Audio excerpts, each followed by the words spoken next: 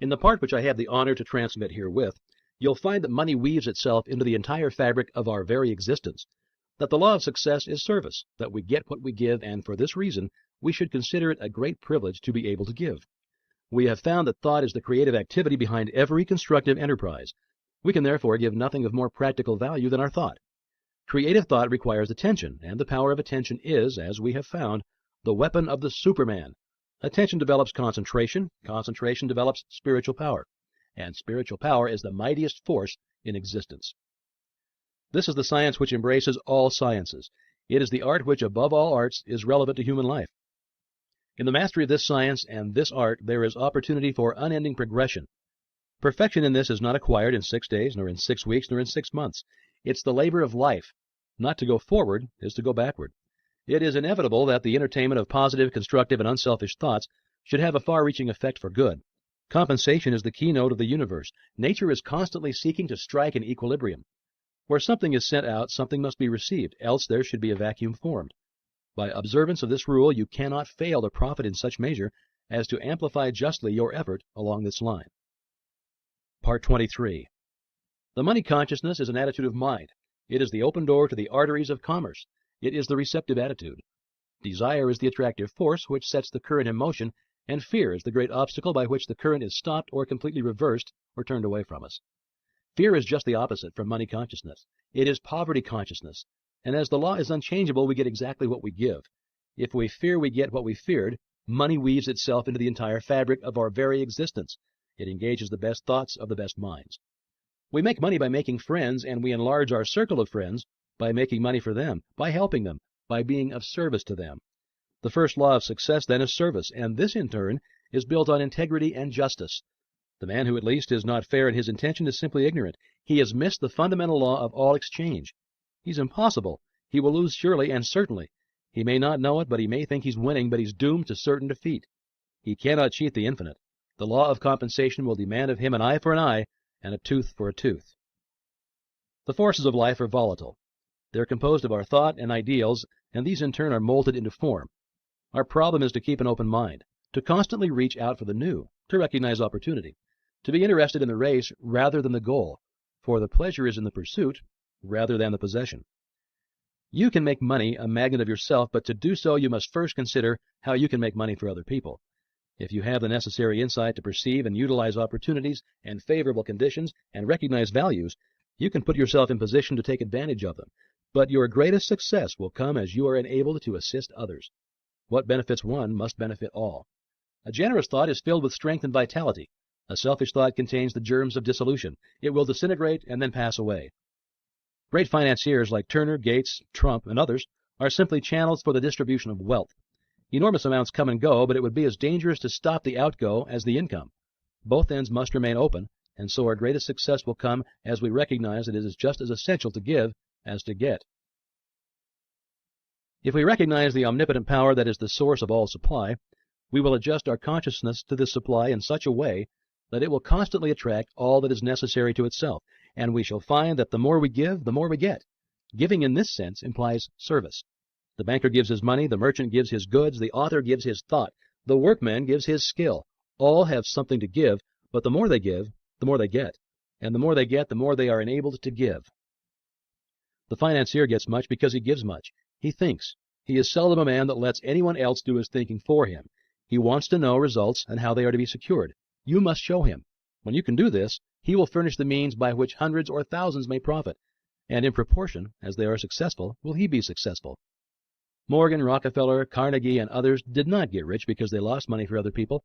On the contrary, it's because they made money for other people that they became the wealthiest men in the wealthiest country on the globe. The average person is entirely innocent of any deep thinking. He accepts the ideas of others and repeats them, in very much the same way as a parrot repeats things. This is readily seen when we understand the method which is used to form public opinion. And this docile attitude on the part of a large majority, who seem perfectly willing to let a few persons do all of their thinking for them, is what enables a few men in a great many countries to usurp all the avenues of power and hold the millions in subjugation. The power of attention is called concentration. This power is directed by the will. For this reason, we must refuse to concentrate or think of anything except the things we desire. Many are constantly concentrating upon sorrow, loss, and discord of every kind. As thought is creative, it necessarily follows that this concentration inevitably leads to more loss, more sorrow, and more discord. How could it be otherwise? On the other hand, when we meet with success, gain, or any other desirable condition, we naturally concentrate upon the effects of these things, and thereby create more, and so it follows that much leads to more. How an understanding of this principle can be utilized in the business world is well told by an associate of mine. Spirit, whatever else it may or may not be, must be considered as the essence of consciousness, the substance of mind, the reality underlying thought, and as all ideas are phases of the activity of consciousness, mind, or thought, it follows that in spirit and in it alone is to be found the ultimate fact, the real thing, or the idea. Now, this being admitted, does it not seem reasonable to hold that a true understanding of spirit and its laws of manifestation would be about the most practical thing that a practical person can hope to find? Does it not seem certain that if the practical men of the world could but realize this fact, they would fall all over themselves in getting to the place in which they might obtain such knowledge of spiritual things and laws? These men are not fools. They need only to grasp the fundamental fact in order to move in the direction of that which is the essence of all achievement. Let me give you a concrete example. I know a man in Chicago whom I had always considered to be quite materialistic. He had made several successes in life and also several failures. The last time I had a talk with him, he was practically down and out as compared with his former business condition. It looked as if he had indeed reached the end of his rope, for he was well advanced into the stage of middle age, and new ideas came more slowly and less frequently to him than in former years. He said to me in substance, "I know that all things that work out in business are the result of thought. Any fool knows that. Just now I seem to be short on thoughts and good ideas.